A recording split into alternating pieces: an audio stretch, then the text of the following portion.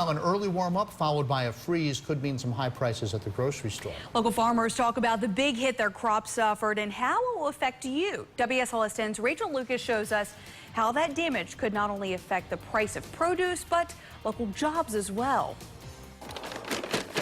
If you're in the market for locally grown apples and peaches, it may cost you a little extra this year. Our business is totally dependent on Mother Nature. And Mother Nature hasn't been too kind to local farmers like the Eikenberries. She rules, and we just kind of have to go with the flow.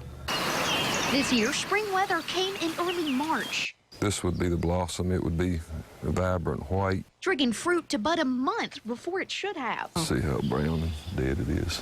A major loss for James Bryant, owner of Bryant Orchards in Botetourt. He says roughly 60% of his apple blossoms were killed after the big frost 2 weeks ago. It's probably the worst I've seen in my career. At this time of year, this is what a healthy apple blossom should look like. And based on what he's seen so far throughout his orchard, he believes that there was so much damage that he's only going to be able to harvest about 40% of his apple crop.